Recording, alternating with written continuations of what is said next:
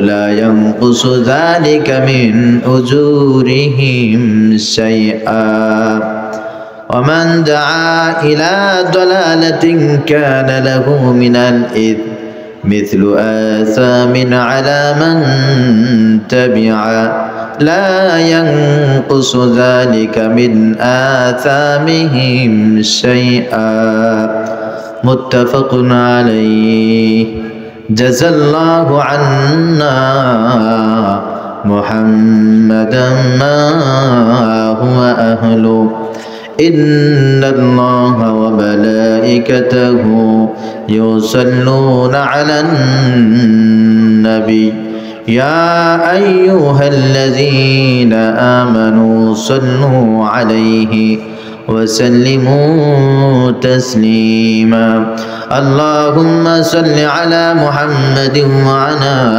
آل محمد كما صليت على إبراهيم وعلى آل إبراهيم إنك حميد مجيد اللهم بارك على محمد وعلى آل محمد كما باركت على إبراهيم وعلى آل إبراهيم إنك حميد مجيد খুলনার প্রাণকেন্দ্র আশরাফিয়া জামে মসজিদের উদ্যোগে আয়োজিত বার্ষিক ওয়াজ মাহফিল। আজকের প্রধান অতিথি হযরত মাওলানা মুফতি উসমান গনি হাবিবি, সারা বাংলার পরিচিত একজন মানুষ, একজন আলেম। হুজুর আলহামদুলিল্লাহ আমাদের মাঝে উপস্থিত হয়েছেন। যত সময়ে উনি স্টেজে হাজির হবেন, আল্লাহ পাক রব্বুল আলামিনের কাছে হুজুরের সেহাতে কামেলা আজেলা কামনা করছি। সকলে বলি আল্লাহুম্মা আমিন। নসিহাত পেশ করেছেন অন্যান্য উলামা ইকরাম, হাফেজ মাওলানা কাসর আলী খান। সভাপতিত্ব করেছেন আলহাজ শেখ আলী আহমেদ। সার্বিক ব্যবস্থাপনায় কাজী শরীফুল ইসলাম, প্রচারে মোহাম্মদ ইবাদত আলী সর্দার। এছাড়াও আরজ গুজার কারি মোহাম্মদ ইউনুস আলী খান। এলাকার সর্বস্তরের মুসল্লিয়ান ইকরাম, মুরব্বিয়ান ইজাম, মোহব্বতের ভাইরা আমার, পর্দার আলের মা বোনেরা, এই মাহফিলের আয়োজন যারা করেছেন আর সার্বিক দিক দিয়ে যারা সহযোগিতা করেছেন, আল্লাহ পাক রব্বুল আলামিনের কাছে দোয়া করছি আল্লাহ তাআলা আয়োজক, সাহায্যকারী, শ্রোতা, বক্তা, এখন যারা শুনছেন, পরবর্তীতে যারা শুনবেন, সবাইকে আল্লাহ পাক রব্বুল আলামিন যেন এই মাহফিলকে নাজাতের ওসিলা হিসেবে কবুল করেন। সকলে পড়ি আমিন। সময় অত্যন্ত সংকীর্ণ, শীতের রাত, আপনাদের কষ্ট হচ্ছে। রাতও আলহামদুলিল্লাহ। এরপরে যেহেতু আরও একজন মেহমান আছেন, আপনাদেরকে আমরা ইচ্ছা করলেই রাত 1টা 2টা পর্যন্ত নিয়ে যেতে পারি। এটা আমাদের জন্য ভালো না, আপনাদের জন্য ভালো না, আর এই মাহফিলটার জন্য সেটা শোভনীয় নয়। কোরআনুল কারীমের মাহফিল এত গভীর রাত পর্যন্ত করে এটার ফলাফল কখনো ভালো হয় না। এই জন্য ভূমিকা লম্বা চড়া আমি করতে চাচ্ছি না। আল্লাহ পাক রব্বুল আলামিনের কাছে আজকের মাহফিলের মকবুলিয়াত কামনা করছি। যারা উপস্থিত আছেন, আল্লাহ তাআলা আমাদের সবাইকে যেন এই মাহফিলের ওসিলায় মাফ করে দেন। সকলে পড়ি আমিন। প্রিয় হাজিরিন, এর আগে সামনে যারা আছেন 2-4 জন বাদে আপনাদের সাথে কারোর কিন্তু আমার কোনোদিন দেখা হয়নি, ঠিক কিনা বলেন? তবে আমি এসেছি, যেহেতু আমার বাড়ি খুব দূরে না, বাগেরহাট ফকিরহাটে আমি এসেছি। অনেকে আমাকে আলহামদুলিল্লাহ নামেও চেনেন, কিন্তু আলহামদুলিল্লাহ এখানে অনেক মানুষ, অসংখ্য মানুষ, আপনাদেরকে দেখার পরে আপনাদের প্রতি একটা ভালোবাসা আমার জাগ্রত হয়েছে আলহামদুলিল্লাহ। এবং আজকের যে সমস্ত মুসাল্লিনা ইকরাম যারা আসছেন, যাদের সাথে আমার দেখা হয়েছে, আসলেই তারা আমাকে তেমন দেখে নাই, কিন্তু অনেকেই বলছে যে কোথায় যেন দেখেছি, সাক্ষাৎ হয়েছে। আমি এইটা একটা সংক্ষিপ্ত বিশ্লেষণ দিচ্ছি। তা হচ্ছে একজন মুমিন আর একজন মুমিনের সাথে তার ইমানের টান আছে আলহামদুলিল্লাহ, মহাব্বতের টান আছে, ভালোবাসার টান আছে। এই মহাব্বত 3 প্রকার। কয় প্রকার? মহাব্বতে তাবিঈ, মহাব্বতে আকলি, মহাব্বতে ঈমানি। মহাব্বতে তাবিঈ একটা ভালোবাসার টান, ভালোবাসার সম্পর্ক।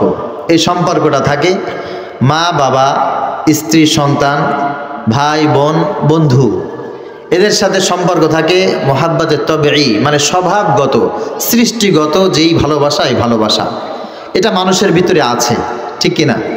আমি আমার সন্তানকে ভালোবাসি, এটা কি আমার মাইকে বলতে হবে? আমি আমার সন্তানকে খুব ভালোবাসি, এটা পৃথিবীর সবাই জানে। মা বাবা তার সন্তানকে ভালোবাসবে, এটা মানুষের জন্য যেমন প্রযোজ্য, ঠিক তেমন একটা গরু তার বাচ্চাকে ভালোবাসে, একটা হাঁস মুরগি সেও তার বাচ্চাকে ছানাকে অনেক ভালোবাসে। এটা প্রকৃতি, একটা নিয়ম, প্রকৃতির নিয়ম। সৃষ্টি জগতে আল্লাহ তাআলা এইভাবে বানিয়েছেন, এটা হচ্ছে মোহাব্বতের তবেই। সৃষ্টি যে পৃথিবীতে হয়েছে এর তার সাথে সংশ্লিষ্ট প্রত্যেকের সাথে একটা মোহাব্বতই তবেই সংযুক্ত আছে।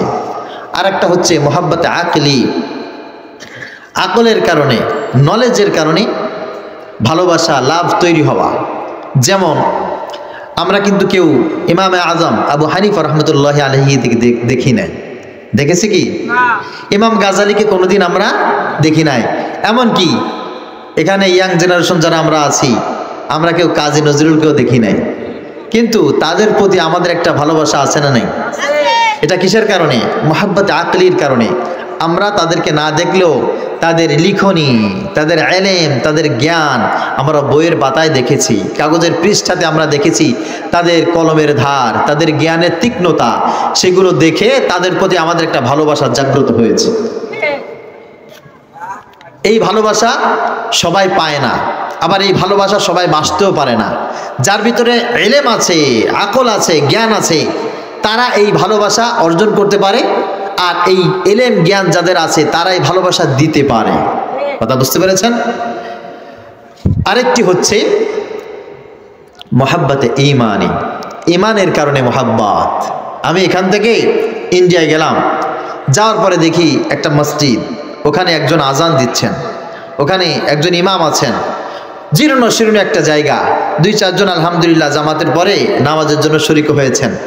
তাদেরকে দেখে আমার একটা ভালোবাসা তাদের প্রতি জাগ্রত হয়েছে। এই ভালোবাসাটা মোহাব্বতের কারণে, ঈমানের কারণে, ঠিক কিনা? যদি কখনো আমি শুনি সিরিয়ায় আমার একটা বোন কষ্ট পাচ্ছে, আমার একটা মুসলিম ভাই কাশ্মীরে কষ্ট পাচ্ছে, পাকিস্তানে, আফগানিস্তানে কষ্ট পাচ্ছে, ইরাকে কষ্টে আছে, তাহলে তার প্রতি আমার একটা মোহাব্বত তৈরি হবে, একটা কষ্ট তৈরি হবে। এই মোহাব্বতটা হচ্ছে ঈমানের কারণে। কিসের কারণে? মোহাব্বতে তবেই আল্লাহর জন্য হয় না, মোহাব্বতে আকলি আল্লাহর জন্য হয় না। খেয়াল করেন, অনেকে দেখবেন বই পড়তে পড়তে হিম হয়ে গেছে। হুমায়ুন আহমেদের বই পড়তে পড়তে পড়তে পড়তে হুমায়ুন আহমেদের কঠিন ফ্যান হয়ে গেছে, ও কয়দিন পরে হিমু হয়ে গেছে। হুমায়ুন আজাদের বই পড়তে পড়তে কয়দিন পরে ও চারুকারুর মাস্টার হয়ে গেছে। ওর গোপ এই দিক দিয়ে যায়, চুল এই দিক দিয়ে যায়, ওর হাতে এখন চুরি পড়া লাগে, কানে দুল পড়া লাগে। ও কেন?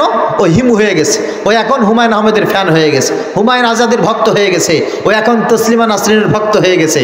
নাস্তিকদের সমর্থন করেছে, কারণ নাস্তিকদের লিখনি যে এলেম, যে আকল ওর ভিতরে ঢুকে গেছে, এইটার কারণেও তাদের ফ্যান হয়ে রাস্তায় রাস্তায় এখন ঘোরে। মোহাব্বতে আকলি ঈমানের কারণে হয় না, মোহাব্বতে তবেই ঈমানের কারণে হয় না, মোহাব্বতে ঈমানি ঈমানের কারণেই হয়ে থাকে। সুবহানাল্লাহ। আমাদের ভিতরে প্রত্যেকের এই ভালোবাসার 3টি গুণ আছে, কিন্তু আজ থেকে সিদ্ধান্ত নেন, আমার ভিতরে আল্লাহ পাক রব্বুল আলামিন ঈমান দিয়েছেন। এই ঈমানের কারণে যাদেরকে মোহাব্বত করতে বলেছেন, আর ঈমানের কারণে যাদেরকে ঘৃণা করতে বলেছেন, এটা যদি আপনি বাকি জীবন জাস্টিফাই করে আপনি চলতে পারেন, আপনার জন্য জান্নাত কনফার্ম, বলেছেন মুহাম্মদ সাল্লাল্লাহু আলাইহি ওয়াসাল্লাম।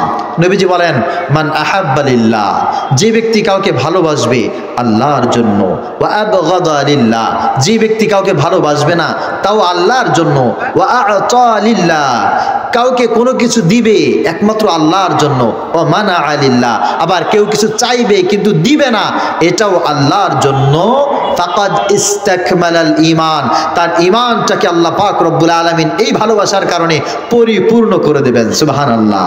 এই জন্য আপনাদের প্রতি আমার যে ভালোবাসা জাগ্রত হয়েছে এটা ঈমানের কারণে, আর আমাকেও আপনারা যারা মোহাব্বত করেই ফেলেছেন এটা ঈমানের কারণে। কিয়ামতের ময়দানে আল্লাহ পাক রব্বুল আলামিন ডাক দিবেন, আইনাল মুতাহাব্বিনা বিজালালি আল-ইয়াওমা আযিল্লুহুম ফি যিল্লি লা যিল্লা ইল্লা যিল্লু। আল্লাহ পাক রব্বুল আলামিন ডাক দিবেন, বান্দা তোমরা কোথায়? যারা একজন আরেকজনকে মুহূর্তের ভিতরে মহাব্বত করে ভালোবেসে আপন করে নিয়েছ একমাত্র আমার জন্য, আবার কাউকে অপছন্দ করেছো, ঘৃণা করেছো, তাও আমি আল্লাহ পাক রব্বুল আলামিনের জন্য, আমার জন্য মহাব্বত, আবার আমার জন্যই ঘৃণা, এমন মানুষ তোমরা যারা আছো তোমরা কোথায়? আমি আল্লাহ তাআলা আজকে ভালোবেসে মহাব্বত করে তোমাদের সবাইকে আমার আরশে আজিমের নিচে ছায়া দিয়ে দেব। আর একটু আসতে বলেন, আল-ইয়াওমা আযিল্লুহুম ফি যিল্লি লা যিল্লা ইল্লা যিল্লু। নবীজি সাল্লাল্লাহু আলাইহি ওয়াসাল্লাম বলেন, সেই দিন আল্লাহ পাক রব্বুল আলামিন বলবে, আমার আরশে আজিমের ছায়া ব্যতীত আর কোনো ছায়া নাই। এজন্য আল্লাহর কাছে দোয়া করছি, আল্লাহ আমাদের ভালোবাসাটা যেন তোমার জন্য হয়। আমিন বলেন। আল্লাহ আমাদের রাগ খুব ঘৃণাটাও যেন তোমার জন্য হয়। সকলে পড়ি আমিন। আমাদের ভালোবাসা সবই যেন হয় মহান রবের জন্য, রাখব ঘৃণাগুলো তাও যেন হয় শুধু প্রভু তোমারই জন্য। আমাদের ভালোবাসা সবই যেন হয় মহান রবের জন্য, রাখব ঘৃণাগুলো তাও যেন হয় শুধু প্রভু তোমারই জন্য। ভালোবাসি বাসি ভালো ভালোবাসি প্রভু তোমাকে, ইয়া হাবিবি ইয়া রাসূলুল্লাহ, হৃদয়ে গেথেছি তোমাকে। মান আহাব্বা লিল্লাহ ওয়া আবগাদা লিল্লাহ ওয়া আ'তা লিল্লাহ ওয়া মানা'a লিল্লাহ ফাকাদ ইসতাকমালাল ঈমান। মান আহাব্বা লিল্লাহ ওয়া আবগাদা লিল্লাহ ওয়া আ'তা লিল্লাহ ওয়া মানা'a লিল্লাহ ফাকাদ ইসতাকমালাল ঈমান। When you love someone, you want to love him for you. When you hate someone, will hate him to be close to you. We love you, we are loving you, we love you forever. Ya Habibi, Ya Rasulallah, we will keep you in our heart. Man ahabba lillah wa abghada lillah wa a'ta lillah wa mana'a lillah faqad istakmala al-iman. আমাদের ভালোবাসা সবই যেন হয় মহান রবের জন্য, রাখব ঘৃণাগুলো তাও যেন হয় শুধু প্রভু তোমারই জন্য। ইন্না আহাব্বাল আমাল ইলাল্লাহি তাআলা ওয়াল মুআলাত ফিল্লাহ ওয়াল হুব্বু ফিল্লাহি ওয়াল বুগদু ফিল্লাহ। মান আহাব্বা লিল্লাহ ওয়া আবগাদা লিল্লাহ ওয়া আ'তা লিল্লাহ ওয়া মানা'a লিল্লাহ ফাকাদ ইসতাকমালাল ঈমান। আমাদের ভালোবাসা সবই যেন হয় মহান রবের জন্য, রাখব ঘৃণাগুলো তাও যেন হয় শুধু প্রভু তোমারই জন্য।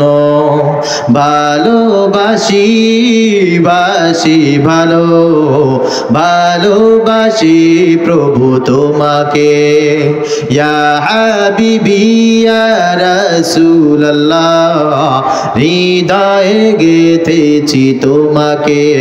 মান হাব্বানিল্লাহ ওয়া আবগাদালিল্লাহ ওয়া আতালিল্লাহ ওয়া মানাআলিল্লাহ ফাকাদ ইস্তাকমালাল ঈমান। সকলে বলি আল্লাহুম্মা আমিন। প্রিয় হাজিরিন, আমি তেলাওয়াত করেছি সূরাতুল মাইদা 12 নম্বর আয়াত। আল্লাহ পাক রব্বুল আলামিন এখানে আমাদেরকে স্মরণ করে দিচ্ছেন আজ থেকে 4000 বছর আগের কথা।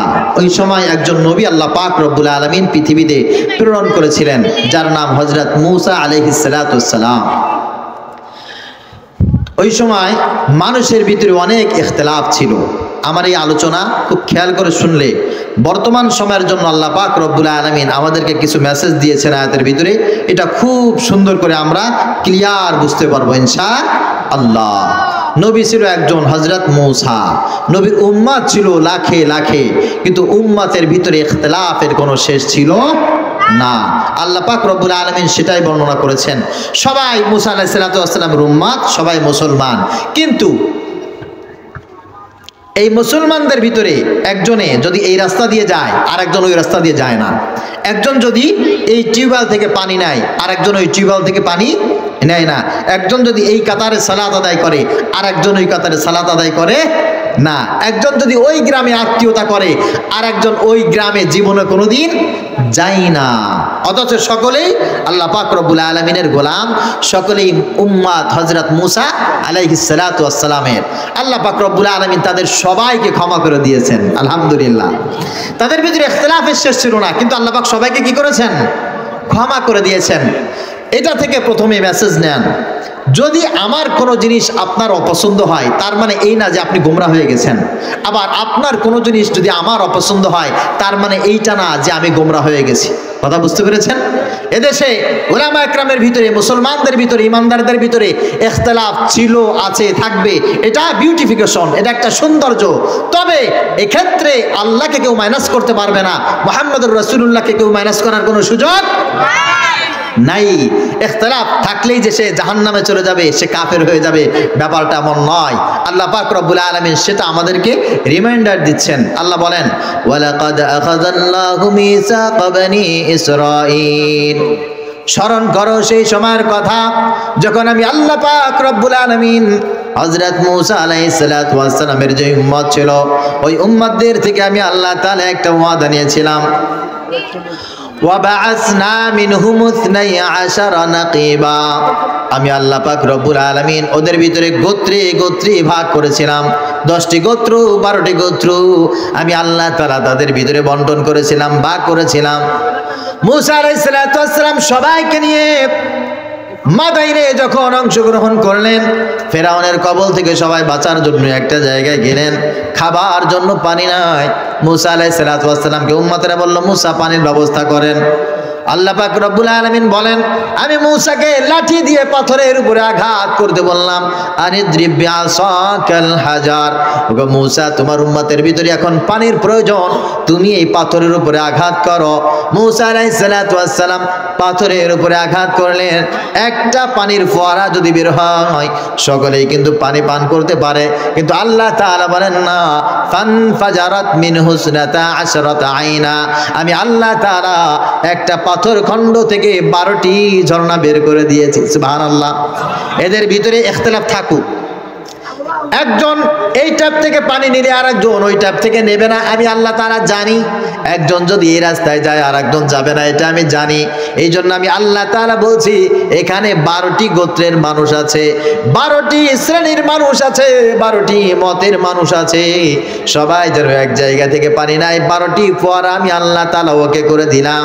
শুধু তাই না, আল্লাহ পাক রব্বুল আলামিন বলেন, এরা আল্লাহর কাছে দোয়া করতে চাইল, আল্লাহ এত কষ্ট করে রান্না বান্না করে খাওয়া যায় না, তোমার গোলামি করব, মুসার কথা শুনবো, আল্লাহ তুমি আমাদেরকে আসমান থেকে খাবার পাঠাও। মুসা আলাইহিস সালাতু ওয়াস সালাম আল্লাহ পাক রব্বুল আলামিনের কাছে দোয়া করলেন, আল্লাহ তাআলা তাদের দোয়াকে কবুল করলেন। রব্বুল আলামিন বলেন, ওয়াজাল্লালনা আলাইকুমুল গামামা ওয়া আনজালনা আলাইকুমুল মান্না ওয়াস সালওয়া। আল্লাহ তাআলার কাছে দোয়া করার পর আল্লাহ পাক রব্বুল আলামিন দোয়া মঞ্জুর করে সবাইকে ঘুমিয়ে যেতে বললেন। সকালবেলা ঘুম থেকে উঠে সবাই দেখে মাটির উপরে আমাদের গ্রাম দেশে যেমন বাঁধাকপি মাটি ফুঁড়ে চমৎকার করে গোল হয়ে পড়ে থাকে, ফুলকপি মাটির উপরে চাকা ধরা চকচক করে সুন্দর করে দেখলেই মনে চায় খায়, ঠিক কিনা? সকালবেলা সকলে ঘুম থেকে উঠেছে, জমিনের উপরে দেখে এমন ফুলকপির মতো খাবার, ওলকপির মতো খাবার, বাঁধাকপির মতো খাবার, জমিন ফেলে সব উপরে উঠে গেছে। একটা খাবারের সঙ্গে আর একটা খাবারের 100% মিল নাই। এমন না একটা কেটে ভাগ করে করে খেতে হবে তা না, এদের ভিতরে অনেক ইখতিলাফ ছিল। আল্লাহ তাআলা সকলের মাথার কাছে সুন্দর সুন্দর খাবার তৈরি করেছেন। একজনের খাবার আরেকজন খায় নাই, একজনের খাবার আরেকজন স্পর্শ করে নাই, সবাই যার যার জায়গায় নিজের তৃপ্তি ভরে খাবার খেয়েছে। আল্লাহ তাআলা বলে, এদেরকে সবাইকে আমি মুসলমান বানিয়েছিলাম, এরা সবাইকে আমি মুসা আলাইহিস সালাতু ওয়াস সালামের উম্মত বানিয়েছিলাম।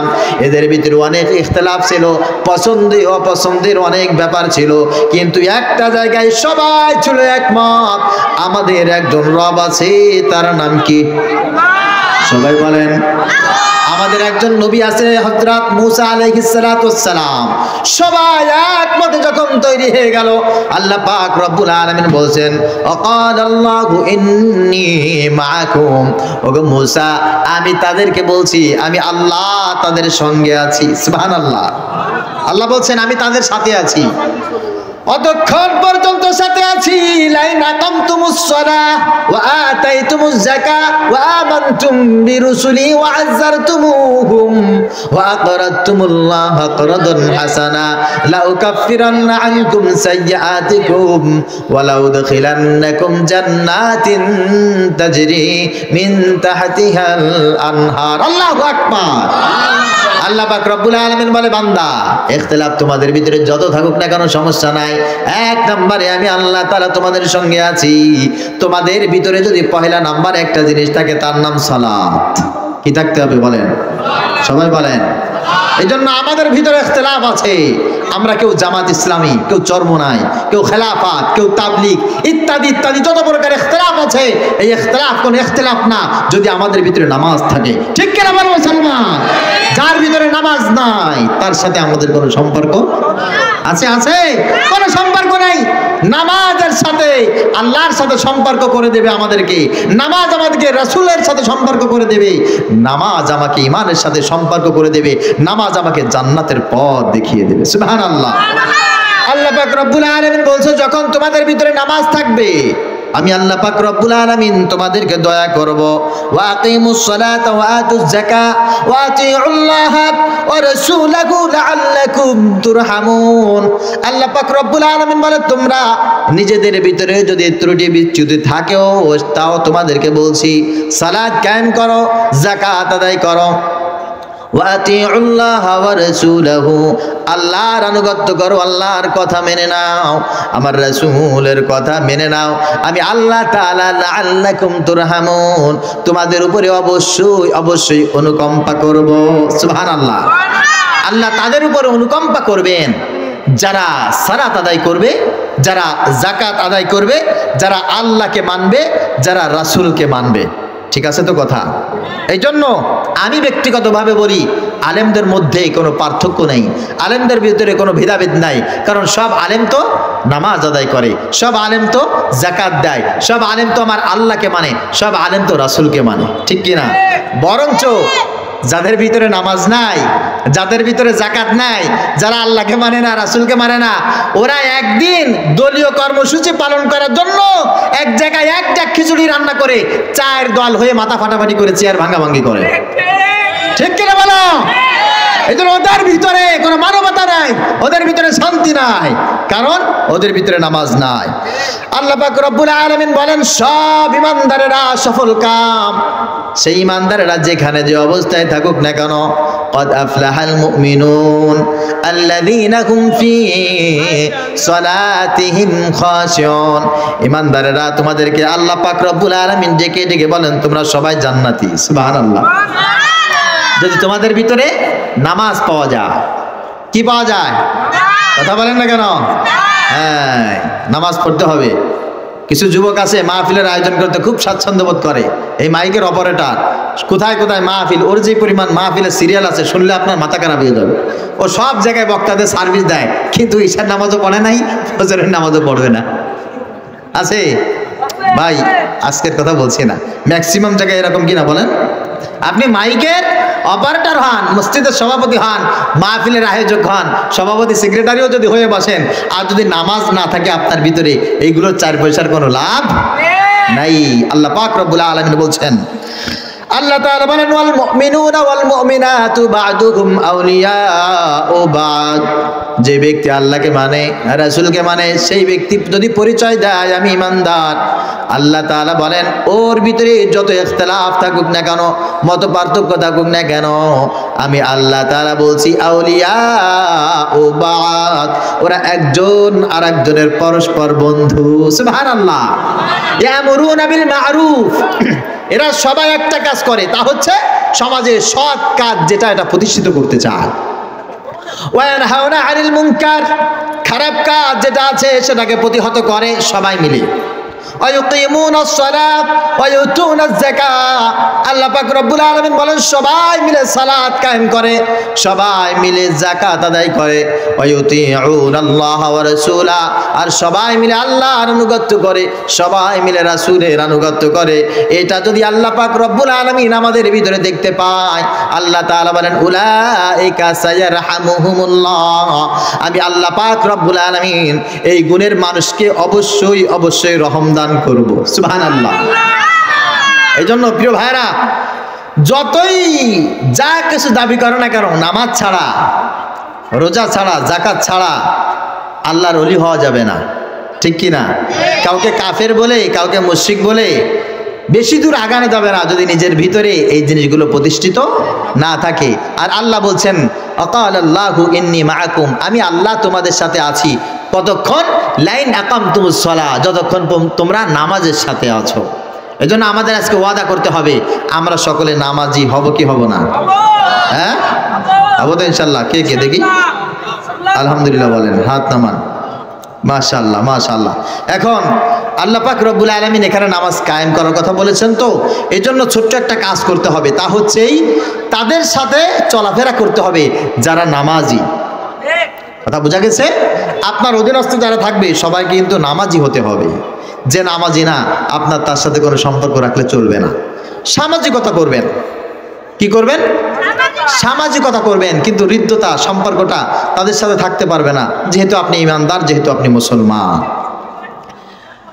মুফতি সৈয়দ মোহাম্মদ ফয়জুল করিম দামাত বারকাতুহুমুল আলিয়া বাংলাদেশের একজন উজ্জ্বল নক্ষত্র, কোনো সন্দেহ নাই। উনি বলেছেন যে সারা বাংলাদেশের লক্ষ কোটি যুবক আমার সঙ্গে দেখা করে, আমার সাথে সালাম বিনিময় করে, মুসাহাফা করে। আমার ওই সমস্ত যুবকদের ভিতর দিয়ে যে সমস্ত যুবকদের মুখে আমি দাড়ি দেখেছি, যাদেরকে নামাজ আদায় করতে দেখেছি, আল্লাহর কসম এদের যদি চোখ একটা কানাও হয়, এদের মুখ যদি বাঁকাও হয়, গালে যদি দাঁত নাও থাকে, মুখে যদি দুর্গন্ধ থাকে, চোখের কোণায় যদি ময়লা থাকে, কাউকে আজ পর্যন্ত আমার খারাপ লাগে নাই, কারণ এর মুখে দাড়ি রয়েছে, এর ভিতরে নামাজ আছে। সুবহানাল্লাহ। আর অনেক সুদর্শন যুবক আমাদের সঙ্গে দেখা করে, মুসাহাফা করে, মত বিনিময় করে, অথচ দেখেছি তার মুখে দাড়ি নাই, তার ভিতরে নামাজ নাই। এইরকম যুবকদের ভিতরে লাখো লাখো যুবক দেখেছি, আল্লাহর কসম একটা মানুষকেও আজ পর্যন্ত আমার ভালো লাগে নাই। কথা বুঝতে পেরেছেন? এই জন্য আপনাকে সিদ্ধান্ত এমন নিতে হবে, আমি তাকে মোহাব্বত করব যে সালাত আদায় করে, আমি তাকে ভালোবাসবো যে সালাত আদায় করে, নামাজ প্রতিষ্ঠা করার জন্য যে কাজ করবে আমি তার সাথে আছি, আমি তার সাথে ব্যবসা করব, তার সাথে চাকরি করব, আমি তার সঙ্গে একসাথে মিলেমিশে কাজ করব, আমি রাজনীতি করি তো তার সঙ্গে করব। বেনামাজির সঙ্গে নামাজি লোকের কোনো সহায় সম্পর্ক থাকতে পারে না। আর নামাজি লোক কোনো বেনামাজি লোককে নেতা বানাবে, তাকে ভোট দেবে, এটা কি নামাজি লোকের কোনো আখলাক হতে পারে বলেন? আপনারা বললেও না, না বললেও না, ঠিক কি না? আসতেছে এই বিষয় ইনশাআল্লাহ। আল্লাহ পাক রব্বুল আলামিন তারপরে বলছেন ওয়া আমানতুম বিরুসুলি ওয়া আযযারতুমুহুম। এক নম্বরে সালাত কায়েম করবে, যাকাত আদায় করবে। দুই নম্বরে আমার রাসূলের প্রতি ঈমান আনয়ন করবে। ওয়া আমানতুম বিরুসুলি, আমার রাসূলকে মুহাব্বত করবে, আমার রাসূলকে ভালোবাসবে, আমার রাসূলের প্রতি ঈমান আনবে। ওয়া আযযারতুমুহুম, আর আমার রাসূলকে তোমরা সাহায্য করবে। সুবহানাল্লাহ বলেন। রাসূলকে সাহায্য করা মানে কি? রাসূলকে খাবার দেওয়া নাকি? ঘর বাড়ি দেওয়া নাকি? হ্যাঁ, দাঁড়ায় ইচ্ছা মতো মিলাদ পড়া? না না, রাসূলের মুহাব্বত এইরকম না। আল্লাহ তাআলা এখানে এরকম বলেন নাই, এখানে এরকম বলেন নাই। রাসূলকে মুহাব্বত করার কথা নবীজি সাল্লাল্লাহু আলাইহি ওয়াসাল্লাম কয়েকটা হাদিসের ভিতরে চমৎকার ভাবে বর্ণনা করেছেন। নবীজির সামনে বসে আছেন হযরতে আবু বকর। নবীজি আবু বকর রাদিয়াল্লাহু তাআলা আনহুকে বলছেন, আবু বকর, আমি তোমাকে একটা জিনিস জিজ্ঞাসা করতে চাই, তোমার কাছে সবচাইতে প্রিয় জিনিস পৃথিবীর ভিতরে কোনটি? হযরত আবু বকর বলেন, ইয়া রাসূলুল্লাহ, ইয়া হাবিবাল্লাহ, আমি এই মুহূর্তে চিন্তা ফিকির করে দেখলাম, আমার কাছে আমি আবু বকরের জীবনটাই সবচাইতে বেশি প্রিয়। নবীজি সাল্লাল্লাহু আলাইহি ওয়াসাল্লাম বলেন, আবু বকর, তুমি এখনো পর্যন্ত ঈমানদার হতে পারো নাই, পরিপূর্ণ ঈমান তোমার ভিতরে প্রবেশ করে নাই গো আবু বকর। এখনই তুমি এটা বলো, ইয়া রাসূলুল্লাহ, ইয়া হাবিবাল্লাহ, আমি আমার জীবনের চাইতে, মায়ের চাইতে, বাবার চাইতে, ভাইয়ের চাইতে, বোনের চাইতে, স্ত্রী সন্তানের চাইতে, পৃথিবীর যে কোনো সম্পদের চাইতে সব চাইতে বেশি মুহাব্বত করি একজনকে, তিনি হলেন আখির জামানার পয়গম্বর মুহাম্মদুর রাসূলুল্লাহ সাল্লাল্লাহু আলাইহি ওয়াসাল্লামকে। আবু বকর, তুমি এখন এই কথা বলো, এটা যদি তুমি না বলো, এখনো পর্যন্ত তুমি পরিপূর্ণ ঈমানদার হতে পারো নাই। হযরত আবু বকর বললেন, সামি'না ওয়া আতানা, ইয়া রাসূলুল্লাহ, শুনলাম আর এখনই মেনে নিলাম, আমার কাছে এই মুহূর্তে আপনার চাইতে প্রিয় আর কেউ নাই। লা ইউমিনু আহাদুকুম হাত্তা আকুনা আহাব্বা ইলাইহি মিন ওয়ালিদিহি ওয়া ওয়ালাদিহি ওয়ান নাসি আজমাইন। নবীজি বললেন, আমি রাসূল যতক্ষণ পর্যন্ত দুনিয়ার সবার চাইতে তোমার কাছে বেশি প্রিয় হতে না পারবো, অতক্ষণ পর্যন্ত তুমি ঈমানদার হতে পারবে। খেয়াল করেন, খুব খেয়াল করে বুঝতে হবে, আমার রাসূলকে মুহাব্বত করি না। আল্লাহ পাক এখানে বলছেন, আমার রাসূলের প্রতি যদি তোমার ঈমান থাকে আর রাসূলের সাহায্যকারী যদি তুমি হও, তোমার ভিতরে যদি কোনো ইখতিলাফ থাকে, মাফ, সবকিছু মাফি, তোমাকে এই বিষয়ে জিজ্ঞাসা করা হবে না। আমার রাসূলের ব্যাপারে তোমাকে কোনো ছাড় দেওয়া হবে? কথা বলো মুসলমান, ছাড় দেওয়া হবে? আর এই সমস্ত ঈমানদার মুসলমান কোনোদিন ঈমানের স্বাদ পায় না, কোনোদিন স্বাদ পায় না। এর কারণটা কি? আল্লাহ পাক রব্বুল আলামিন বলেন, আমার রাসূলকে ওয়া আমানতুম বিরুসুলি, আমার রাসূলের প্রতি ঈমান আনো। তার এক নাম্বার কারণটা হচ্ছে, এক নাম্বার ব্যাখ্যা হচ্ছে, ওয়ামা আতাকুমুর রাসূলু ফাখুযু ওয়ামা নাহাকুম আনহু ফান্তাহু। আমার রাসূল তোমাদেরকে যা কিছু করতে বলে এটা তোমরা করবে, আর আমার রাসূল যেটা তোমাদেরকে করতে নিষেধ করে এই কাজ কোনোদিন তোমরা করবে না। এটা যদি তোমরা কেউ মনে প্রাণে মেনে নিতে পারো, ওই ব্যক্তি হচ্ছে আমার রাসূলকে মুহাব্বত করে, ওই ব্যক্তি হচ্ছে আমার রাসূলকে সাহায্য করে। সুবহানাল্লাহ। من يطع الرسول فقد أطاع الله ومن تولى فما أرسلناك عليهم حفيظا। আল্লাহ তাআলা বলেন, যে ব্যক্তি আমার রাসূলকে মেনে নিল, আমার রাসূলের ইতাআত করলো, আমার রাসূলের কর্মসূচিগুলোকে নিজের কর্মসূচি বানিয়ে নিল, ফাকাদ আতা আল্লাহ, সে যেন আল্লাহ পাক রব্বুল আলামিনকেই মেনে নিল। সুবহানাল্লাহ। ওমান তাওয়াল্লা, আর যে ব্যক্তি রাসূলের কর্মসূচিকে জীবনের কর্মসূচি বানাইলো না, ফামা আরসালনাকা আলাইহিম হাফিজা, আল্লাহ পাক রব্বুল আলামিন ওই ব্যক্তির কোনো দায়িত্ব নেবেন না। আল্লাহ পাক রব্বুল আলামিন বলেন ইন্নামা কানা কাওলাল মুমিনিনা ইযা দুউ ইলাল্লাহি ওয়া রাসূলিহি লিয়াহকুমা বাইনাহুম আইয়াকুলু সামি'না ওয়া আতা'না ওয়া উলাইকা হুমুল মুফলিহুন। সুবহানাল্লাহ বলেন। মুমিন তো তারা, ঈমানদার তো তারা, আমার রাসূলের প্রতি ঈমান তো তারা এনেছে, আমার রাসূলকে তো সাহায্য তারা করেছে, যাদের কাছে বলা হয়েছে এই কথাটা হচ্ছে আমার রাসূলের, এই কাজটা হচ্ছে আমার রাসূলের, এই কর্মসূচি হচ্ছে আমার রাসূলের। এটা বলার পর কোনো ঈমানদার জীবনে কোনোদিন একটা শব্দ জবান দিয়ে উচ্চারণ করবে না, এটা আমার উস্তাদের নিষেধ, এটা কেউ কোনোদিন বলবে না। এটা আমার লিডার পছন্দ করে না, এটা আমার বাবা পছন্দ করে না, এটা আমার উস্তাদ মানা করেছে, এটা আমার রাজনৈতিক আদর্শের পরিপন্থী, এটা জীবনে কেউ বলবে না। রাসূলের কোনো কথা শুনলে, আল্লাহর কোনো কথা শুনলে একটাই কথা বলবে, সামি'না ওয়া আতা'না, শুনলাম আমার রাসূল বলেছে, সঙ্গে সঙ্গে মেনে নিলাম। সুবহানাল্লাহ। উলাইকা হুমুল মুফলিহুন, এখানেই হচ্ছে ঈমানদারদের সবচাইতে বড় সফলতা। আমি খুলনার এই হাজার হাজার মানুষকে একটা কথা জিজ্ঞাসা করতে চাই, হে যুবক, নামাজ পড়তে কে বলেছেন? কেউ চুপ করে থাকবেন না। নামাজ পড়তে কে বলেছেন? নামাজ প্রতিষ্ঠা করতে কে বলেছেন? যে আল্লাহ নামাজ আদায় করার জন্য বলেছেন, যে আল্লাহ নামাজ কায়েম করার জন্য বলেছেন, আমার রাসূল তো সেই কাজটাই করেছেন। আর আমার রাসূল সম্পর্কে আল্লাহ বলেছেন লিইয়ুযহিরাহু আলা দ্বীনি কুল্লি, এই দ্বীনের সব কিছু, ইসলামকে পরিপূর্ণভাবে প্রত্যেকটা আইন কারণ জমিনে প্রতিষ্ঠা করার জন্য হে রাসূল আপনাকে আমি প্রেরণ করেছি। তো রাসূলের যে আদর্শ, রাসূলের যে মিশন আর ভিশন, এটা বাদ দিয়ে তুমি তোমার স্বামীর আদর্শ, তুমি তোমার বাবার আদর্শ জমিনে প্রতিষ্ঠা করতে চাইবা, আর বলবা তুমি রাসূলকে ভালোবাসো, রাসূলকে মহব্বত করো, তুমি আল্লাহর গোলাম, এটা মিথ্যা নাটক ছাড়া কিছু হতে পারে না। এর চাইতে বেশি ভালো আমার রাসূলকে আবু তালেব বাসতো, এর চাইতে বেশি ভালো আমার রাসূলকে আবু জেহেল বাসতো। তুমি তো সরাসরি আমার রাসূলকে অস্বীকার করেই বসেছো। একটু কিছু হয়ে পারে নাই এখন পর্যন্ত।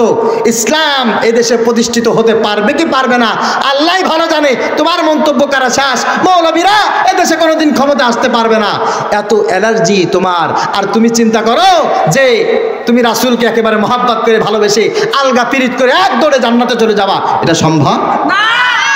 একজন চুপ করে থাকবেন না, বলেন এটা সম্ভব? শেখ হাসিনার সাথে আমাদের কোনো দুশ্মনী ছিল না। শেখ হাসিনা যদি ইসলামকে সম্মান করত, ইসলামকে যারা মানে, নামাজ যারা প্রতিষ্ঠা করতে চায়, দিনকে যারা প্রতিষ্ঠা করতে চায়, এদেরকে যদি অন্ধকার কারারুদ্ধে আবদ্ধ না করত, আল্লাহর কসম দক্ষিণবঙ্গের মানুষ শেখ হাসিনার জন্য সিজদায় পড়ে দোয়া করত। আমার বাবার সম্পত্তি শেখ হাসিনা খায় নাই, বিশ্বাস করেন, খায় নাই। দক্ষিণবঙ্গের জন্য শেখ হাসিনা অনেক কিছু করেছে, আঘাত দিয়েছে একটা জায়গায়, তা হচ্ছে আমার কলিজার টুকরা মুহাম্মদুর রাসূলুল্লাহ সাল্লাল্লাহু আলাইহি ওয়াসাল্লামের আদর্শ যারা এই জমিনে বাস্তবায়ন করতে চায়, তাদের প্রতি সে আঙ্গুল তুলেছে। এই দেশের প্রতি শকুনের চোখ পড়তে সে সাহায্য করেছে, ঠিক কিনা বলেন?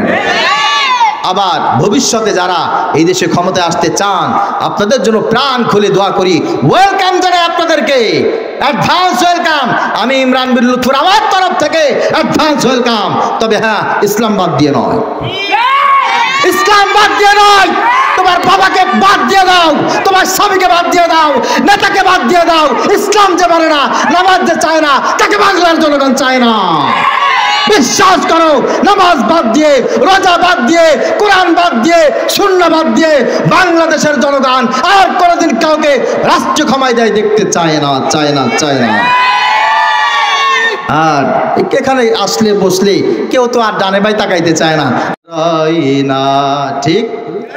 ক্ষমতাই কেউ স্থায়ী হয় না, হোক না সে খালেদা কি হাসিনা, চেয়ারটা চিরকাল রয় না, চেয়ারটা চিরকাল রয় না।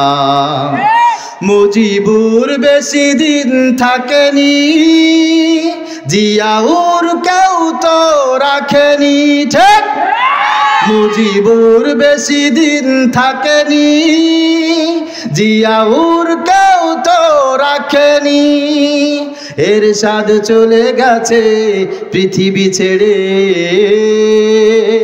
এরশাদ চলে গেছে পৃথিবী ছেড়ে, কেউ আজ তার কথা কয় না। ক্ষমতায় কেউ স্থায়ী হয় না, হোক না সে খালেদা কিংবা হাসিনা, চেয়ারটা চিরকাল রয় না, চেয়ারটা চিরকাল রয় না। আমার মনে হচ্ছে আপনারা মনে মনে গালি দিচ্ছেন আমার, হ্যাঁ? আরে গালি দেওয়ার লোক তো আছে। হাসিনা ক্ষমতা ধরে রাখতে আয়না ঘর বানিয়েছিল, জনগণের রোশনালে দাদার দেশে পালিয়ে গেল। ঠিক, হাসিনা ক্ষমতা ধরে রাখতে আয়না ঘর বানিয়েছিল, জনগণের রোশনালে দাদার দেশে পালিয়ে গেল। ডিবি হারুনের পাশে আর, ডিবি হারুনের পাশে আর পরিমণিদের দেখা যায় না। ঠিক, ক্ষমতায় কেউ স্থায়ী হয় না, হোক না সে খালেদা কিংবা হাসিনা, চেয়ারটা চিরকাল রয় না, চেয়ারটা চিরকাল রয় না। এই জন্য আমি এদের থেকে শিক্ষা নিতে বলছি। আমাদের ফিউচার জেনারেশন যারা আসছেন, আপনাদের মনে রাখতে হবে, যারা আল্লাহকে চায় না, রাসূলকে চায় না, আমার রাসূলের আদর্শ চায় না, একেবারে লাস্ট অ্যান্ড ফাইনাল ডিসিশন আমরা তাদেরকে চাই। এই জন্য আল্লাহ পাক রব্বুল আলামিন বলে, তোমাদের ভিতরে যা আছে থাক, লাইন আকামতুমুস সালাহ, যদি তোমাদের ভিতরে নামাজ থাকে, ওয়া আতাইতুমুজ যাকাত, যদি তোমাদের ভিতরে যাকাত থাকে, ওয়া আমানতুম বিরুসুলি, তোমরা যদি আমার রাসূলের প্রতি ঈমান আনো, ওয়া আযযারতুমুহুম, তোমরা যদি আমার রাসূলকে সাহায্য করো, আমার রাসূলের সহযোগী হয়ে যাও, ইন্নী মাআকুম, আমি আল্লাহ পাক রব্বুল আলামিন ওয়াদা করছি, আমি আল্লাহ তোমাদের সঙ্গে আছি। সুবহানাল্লাহ বলেন, থাকবেন তো ইনশাআল্লাহ। আল্লাহ পাক রব্বুল আলামিন তারপরে বলেন, ওয়া আকরামতুমুল্লাহ করদান হাসানা, আর যেই কাজটা তোমাদের করতে হবে তা হচ্ছে আল্লাহ পাক রব্বুল আলামিনকে বেশি বেশি কর্জে হাসানা দিতে হবে। কাকে? সবাই বলেন, হুজুর আমি আল্লাহকে কর্জে হাসানা কিভাবে দেব? আমি আল্লাহকে তো কর্জে হাসানা দিতে পারি না, আল্লাহকে কিভাবে কর্জে হাসানা দেব?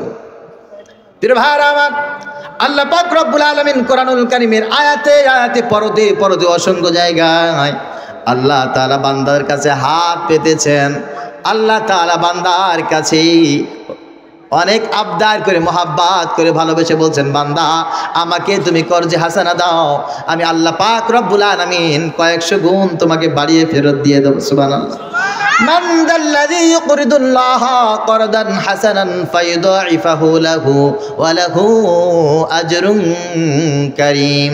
আল্লাহ পাক রব্বুল আলামিন বলেন, হে রাসূল, আমি ওই সমস্ত মানুষদেরকে বলছি, তাদের ভিতরে কি এমন কেউ আছে যে আমাকে কর্জে হাসানা দেবে? আমি আল্লাহ পাক রব্বুল আলামিন ইউদাইফাহু লাহু ফায়ুদাইফাহু লাহু ওয়া লাহু আজরুন কারীম, আমি আল্লাহ তাআলা এর চাইতে উত্তম একটা কর্জে হাসানা তাকে দান করব। শুধু তাই না, তাকে সব চাইতে বেশি সম্মানিত করব, সব চাইতে বেশি আমি আল্লাহ তাআলা প্রতিদান দেব, পুরস্কার দেব। সাহাবারা জিজ্ঞাসা করলেন, ইয়া রাসূলুল্লাহ, ইয়া হাবিবাল্লাহ, কর্জে হাসানাটা কি? আল্লাহ পাক রব্বুল আলামিনকে কিভাবে দেব? নবীজি সাল্লাল্লাহু আলাইহি ওয়াসাল্লাম বললেন, আল্লাহ পাক রব্বুল আলামিনকে কর্জে হাসানা তো তারাই দেয় যারা এই দুনিয়ায় বসে বেশি বেশি আল্লাহর রাস্তায় খরচ করে। সুবহানাল্লাহ। মসজিদ কার ঘর? স্বীকার করেন তো সবাই? হ্যাঁ, মাদ্রাসা কোরআনের ঘর, হাদিসের ঘর, মসজিদ আল্লাহর ঘর। এই মাহফিল আল্লাহ পাক রব্বুল আলামিনকে পাওয়ার জন্য একটা অস্থায়ী জান্নাতের বাগান। ঠিক কিনা বলেন? অনেকে দেখবেন সব জায়গায় দেয়, মসজিদের জন্য দিতে চায় না, মাদ্রাসার জন্য দিতে চায় না, মাহফিলের জন্য দিতে চায় না, ভালো কাজের জন্য হাত বাড়াইলে তারা না করে। এই জিনিসগুলো যারা করে তারা আল্লাহ পাক রব্বুল আলামিনকে কর্জে হাসানা কিন্তু দেয় না। কথা বুঝতে পেরেছেন?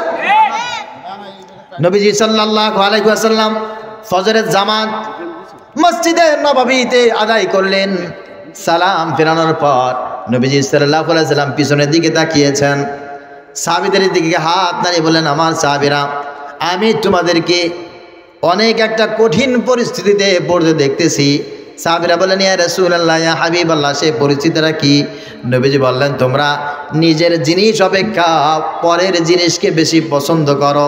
নিজের জিনিস তোমাদের কাছে ভালো লাগে না, পরের জিনিসটাই বেশি ভালো লাগে। সাহাবীরা বললেন, ইয়া রাসূলুল্লাহ, ইয়া হাবিবাল্লাহ, এই জমিনে এমন কোনো পাগল কি খুঁজে পাওয়া যাবে যে পাগলটা নিজের জিনিস পছন্দ করে না, অপরের জিনিসকে বেশি পছন্দ করে? নবীজি বললেন, হ্যাঁ, আমি তোমাদের ভিতরে সেই আশঙ্কাই করেছি। সাহাবীরা বললেন, ইয়া রাসূলুল্লাহ, বুঝতে পারলাম না, একটু বুঝিয়ে দেন। নবীজি সাল্লাল্লাহু আলাইহি ওয়াসাল্লাম বললেন, তোমরা আল্লাহ পাক রব্বুল আলামিনের জন্য তার দেখানো কল্যাণের পথে যদি পয়সা খরচ করো, সম্পদ খরচ করো, ওটাই হচ্ছে তোমার জন্য খরচ করা। আর বাড়ি বানাইলা, বিল্ডিং বানালা, সহায় সম্পত্তি করলা, মিল কলকারখানা ফ্যাক্টরি করলা, দুনিয়ার সহায় সম্পত্তি বারবার করে অর্জন করলা, এটা হচ্ছে তোমার জন্য খরচ করা না, এটা হচ্ছে দুনিয়ার মানুষের জন্য খরচ করা। আহারে বুদ্ধিমান তো সেই ব্যক্তি যে ব্যক্তি নিজের সম্পদগুলো নিজের পিছনে খরচ করে। সাহাবীরা বলেন, ইয়া রাসূলুল্লাহ, ইয়া হাবিবাল্লাহ, আমরা বুঝতে পেরেছি আমাদের সম্পদ যেটা আল্লাহর রাস্তায় খরচ করব, এটাই হচ্ছে আমাদের জন্য খরচ করা, আর আমাদের সম্পদ যেটা দুনিয়ার পিছনে খরচ করি এটা আমাদের জন্য খরচ করা না। নবীজি বললেন, হ্যাঁ, তোমার সম্পদকে তুমি বেশি বেশি করে মূল্যায়ন করো। হযরত আবু বকর রাদিয়াল্লাহু তাআলা আনহু বললেন, ইয়া রাসূলুল্লাহ, ইয়া হাবিবাল্লাহ, আমি আপনাকে ওয়াদা করেছি, আমার মৌতের আগে আমি নিয়াত করলাম আমার সব সম্পদ আমি আমার জন্য খরচ করব। সুবহানাল্লাহ, সব সম্পদ আমি আমার জন্য খরচ করব। নবীজি সাল্লাল্লাহু আলাইহি ওয়াসাল্লাম সাহাবাদেরকে চমৎকার করে একটা শুভ সংবাদ দিয়ে দিলেন। দেখো, আল্লাহ তাআলা আমাদেরকে বলছেন, আশফাকতুম আন তুকদ্দিমু বাইনা ইয়াদাই নাজওয়াকুম সাদাকাত ফাইদ লাম তাফআলু ওয়া তাবাল্লাহু আলাইকুম ফাকিমুস সালাতা ওয়া আতাইতুমুজ যাকাত। নবীজি সাল্লাল্লাহু আলাইহি ওয়াসাল্লাম বলছেন, আল্লাহ পাক সূরা মুজাদালার ভিতরে আমাদেরকে চমৎকার ভাবে জানিয়ে দিলেন, তোমাদেরকে কে নিষেধ করেছে গোপনীয় বিষয়গুলো আমাদের কাছে আসার আগ পর্যন্ত, সবার কাছে কানে পৌঁছে দেওয়ার আগ পর্যন্ত আল্লাহ পাক রব্বুল আলামিনের জন্য যে কিছু দান করতে হবে, খরচ করতে হবে, এই খরচ করা থেকে তোমাদেরকে কে নিষেধ করেছে? এখান থেকে তোমাদেরকে কে বিতাড়িত করলো? হ্যাঁ, তোমাদেরকে বলছি, দুনিয়ায় মানুষ যত প্রকার অন্যায় করবে আর পাপ করবে, অবশেষে আল্লাহ পাক রব্বুল আলামিনকে কিছু গোপনে কর্জে হাসানা দিয়ে দিবে। কিয়ামতের ময়দানে আল্লাহ পাক রব্বুল আলামিন তার গুনাহগুলো ঝরায়া দেবে। সুবহানাল্লাহ, বুঝতে পেরেছেন? গুনাহগুলো কি করবেন? ঝরায়া দিবেন। প্রিয় ভাইরা, ডিজিটাল এই যুগে মানুষ এখন যাকাতকে জরিমানা মনে করে, ঠিক কি না? আর নবীজি সাল্লাল্লাহু আলাইহি ওয়াসাল্লাম বলেছেন, কিয়ামতের আগে অবস্থাটা এরকম হবে। যাকাতু মাকরামা, যাকাতু মাকরামা, যাকাত দেওয়াকে মানুষ গনিমা মনে করবে, জরিমানা। আর মানুষ যদি ইসলামের জন্য, দিনের জন্য কিছু পয়সা চায়, মনে করবে স্বার্থবাদী। এ মনে হয় কোনো না কোনো প্ল্যান পরিকল্পনা করে বসে আছে, আমার পকেটের পয়সাগুলো সব নিয়ে যাওয়ার জন্য কোনো না কোনো মারাত্মক প্ল্যান করে বসে আছে। এইরকম কথা মানুষ বলবে কিয়ামতের আগে। আচ্ছা, আপনাদের কাছে জিজ্ঞাসা করি, সেই সময়টা কি এখন চলছে নাকি চলে নাই? কথা বলেন, এখন চলছে। আল্লাহ তাআলা মুসা আলাইহিস সালাতু ওয়াস সালামের কথা সূরা মাইদার পর বিদারে আল্লাহ তাআলা বর্ণনা করছেন। মুসা আলাইহিস সালাতু ওয়াস সালাম তার জাতির সামনে বিশাল এক বক্তব্য দিলেন। প্রিয় ভাইরা আমার, মুসা আলাইহিস সালাতু ওয়াস সালামের বক্তব্য, আল্লাহ তাআলা আমাদের উপর ইসলামকে আমানত দিয়েছেন। এই আমানতদারিতা রক্ষা করার জন্য আমাদের জান দিতে হবে, আমাদের মাল দিতে হবে, দুনিয়ার যে কোনো কিছুর মোহ ত্যাগ করে দিনের উপরে ঝাঁপিয়ে পড়তে হবে। আমাদের সকলকে কাঁধে কাঁধ মিলে কাজ করতে হবে। সবাই বলেন, হ্যাঁ হ্যাঁ ঠিক আছে, হ্যাঁ ঠিক আছে। এবার মুসা আলাইহিস সালাতু ওয়াস সালাম বলছেন, ঠিক আছে, এবার আমরা সকলে বলে জিহাদের ময়দানে যাব। জিহাদের ময়দানে যেতে গেলে আমাদের এখন তরবারি লাগবে, আমাদের এখন বাহন লাগবে, অনেক টাকা পয়সার দরকার। এবার দেন, টাকা পয়সা সবাই দেন। যে টাকা পয়সা চেয়েছে আর জিহাদের জন্য, লড়াই করার জন্য সবাইকে প্রস্তুত হতে বলছে, তখন তারা কি বলছে জানেন? قالوا يا موسى إنا لن ندخلها أبدا ما داموا فيها فاذهب أنت وربك فقاتلا إنا هاهنا قاعدون ও মুসা তোমার কথা আমরা শুনলাম إنا لن ندخلها أبدا ما داموا فيها فاذهب সব কিছু শুনলাম তুমি এবার যেটা বলছো এটা আমাদের পক্ষে সম্ভব না তুমি যাও আনতা আর তোমার রবকে নিয়ে যাও ফাকাতিলা তুমি জিহাদ করো আর তোমার রবকে জিহাদ করতে বলো ইন্না হাহুনা কাঈদুন আমরা এখানে বসে পড়লাম আমরা এখান থেকে একবারও নড়ব না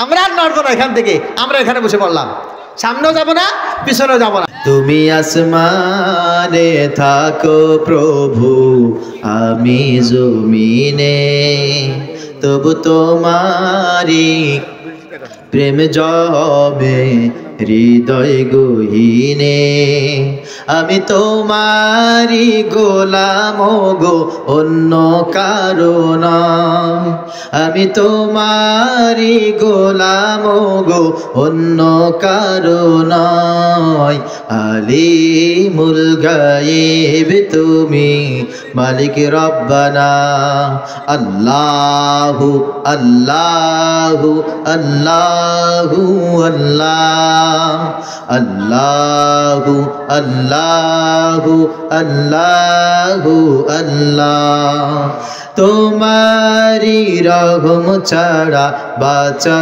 বড় দায় প্রতিদিনে প্রতিক্ষণে জড়িয়ে রাখো গো আমায় কত শত ভুল মাফ করে দাও জানা কি অজানা আমি তোমারি গোলাম গো অন্য কারো নয় আলিমুল গায়েব তুমি মালিক রব্বানা আল্লাহু আল্লাহু আল্লাহু আল্লাহ আল্লাহু আল্লাহু আল্লাহু আল্লাহ আলহামদুলিল্লাহ যারা সামনে চলে আসছেন সবাইকে ধন্যবাদ এখনো পর্যন্ত বাহিরে অনেক দাঁড়িয়ে আছে আমি আপনাদেরকে বলবো আপনারা চুপি সারে একেবারে ভিতরে ভিতরে ঢুকে যান ইনশাআল্লাহ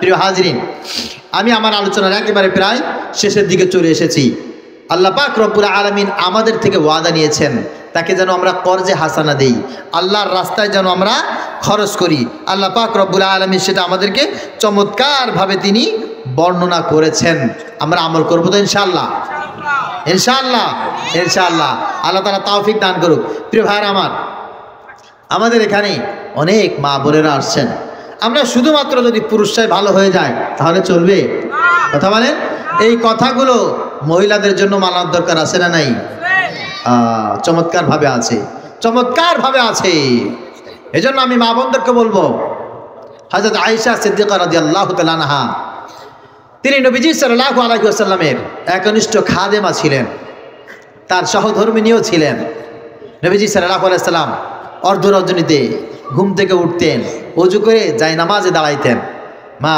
আয়েশা সিদ্দিকা রাদিয়াল্লাহু তাআলা আনহা উনি নবীজি সাল্লাল্লাহু আলাইহি ওয়াসাল্লামের পাশে শুয়ে শুয়ে কোরআন তেলাওয়াত শুনতেন মাঝে মাঝে উযু করে এসে নবীজির পিছনে দাঁড়াইতেন দাঁড়াইতে দাঁড়াইতে বসতেন বসে বসে উনি ঘুমিয়ে যেতেন সুবহানাল্লাহ আয়েশা সিদ্দিকা রাদিয়াল্লাহু তাআলা আনহা বলেন আমি নবীজি সাল্লাল্লাহু আলাইহি ওয়াসাল্লামের রাতের বেলা তিনি বাসায় বসে নামাজ আদায় করছেন আমি ওযু করে ওনার পিছনে দাঁড়িয়ে গেলাম দেখে উনি সূরা ফাতিহা শেষ করে সূরা বাকারা শুরু করলেন সূরা বাকারা শেষ করেছেন আলে ইমরান শুরু করেছেন সূরা আলে ইমরান শুরু করে সূরা নিসা শুরু করেছেন ওটাও শেষ হয়ে গেছে মাইদাও শেষ হয়ে গেছে নবীজি সাল্লাল্লাহু আলাইহি ওয়াসাল্লাম এবার রুকুতে গেলেন আমি আয়েশা এত সময় সবর আমি করতে পারি নাই আমি দাঁড়ানো অবস্থায় থেকে বসে পড়েছিলাম বসে পড়ে আবার ঘুমিয়েছিলাম আমি ঘুম থেকে উঠে দেখি আমার রাসূল এখনো পর্যন্ত কোরআন তেলাওয়াত করে সুবহানাল্লাহ আমি একদিন জাগ্রত হলাম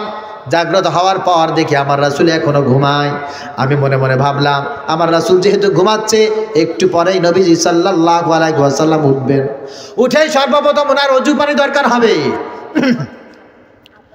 আমি আজ বিলম্ব না করে আমার রাসূলের জন্য ওযুর পানির ব্যবস্থা করে আমি তার শিওরে দাঁড়িয়ে থাকলাম। একটু পরেই জাগ্রত হলেন মুহাম্মদুর রাসূলুল্লাহ সাল্লাল্লাহু আলাইহি ওয়াসাল্লাম।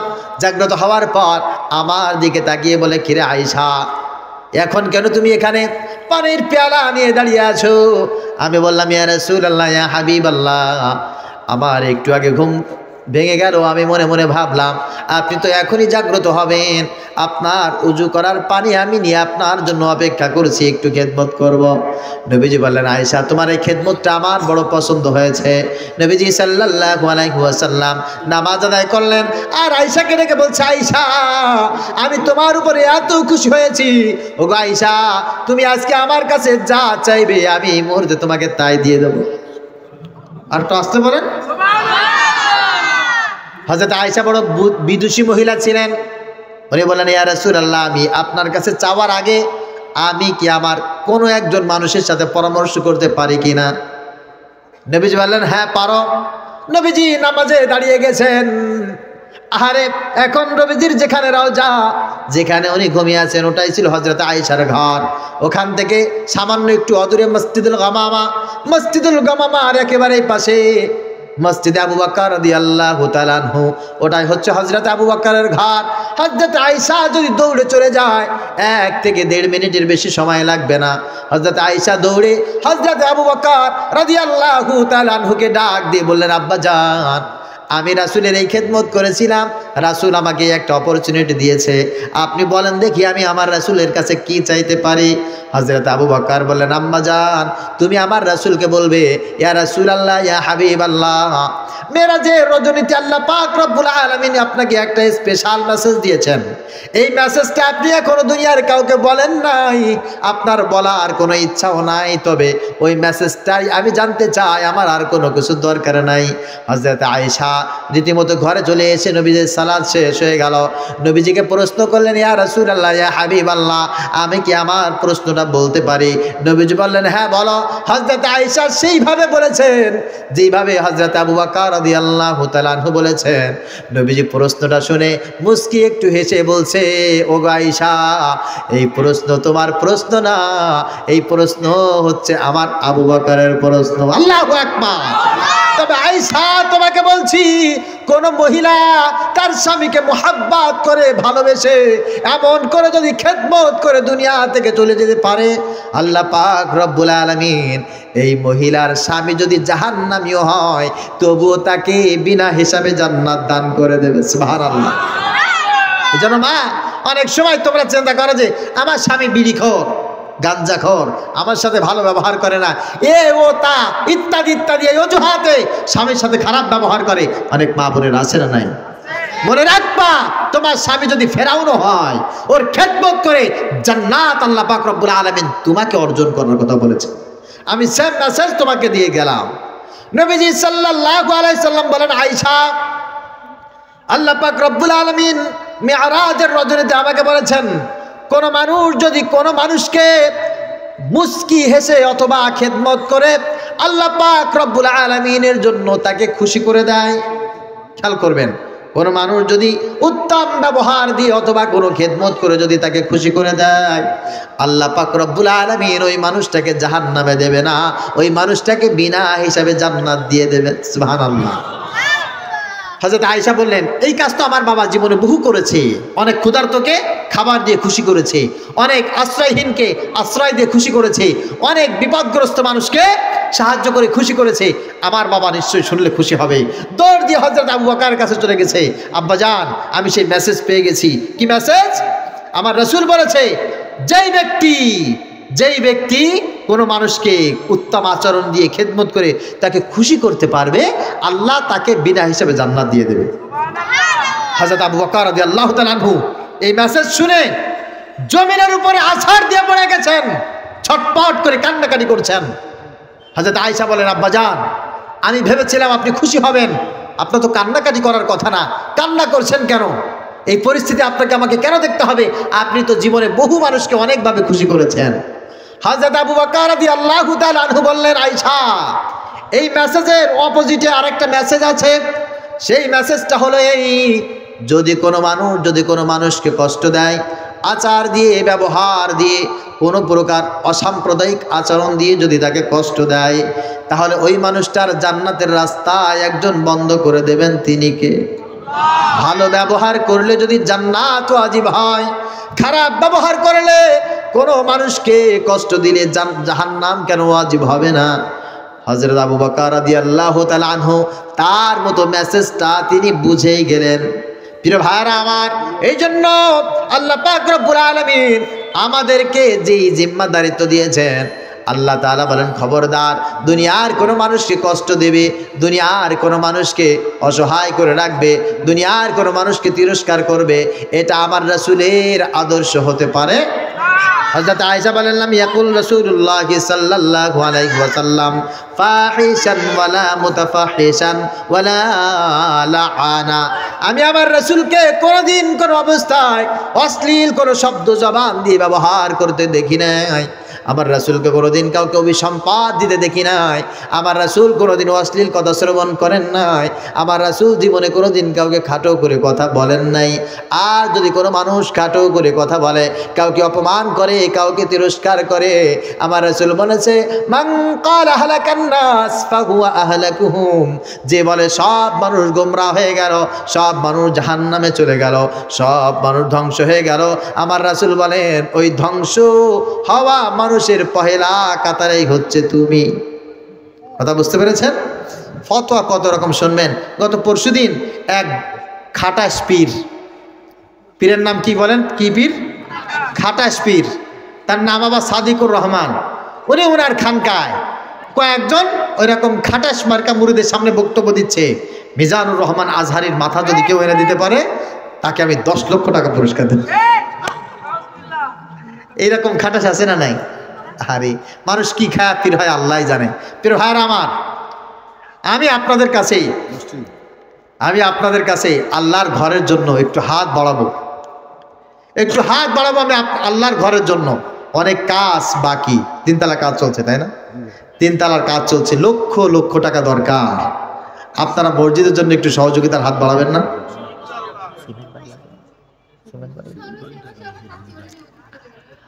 অনেক টাকা পয়সা দরকার, 3 তলার উপরে কাজ, বোঝেন না? এখানে 1000-এর উপরে মানুষ আছেন। আপনারা যদি আলহামদুলিল্লাহ 10 জন লোক বলেন, হুজুর আমি এই মসজিদে 10,000 টাকা দেব, কঠিন কোনো কিছু বলেন? কথা বলেন। আপনারা 10 জন লোক একটু দাঁড়ান, বলেন হুজুর আলহামদুলিল্লাহ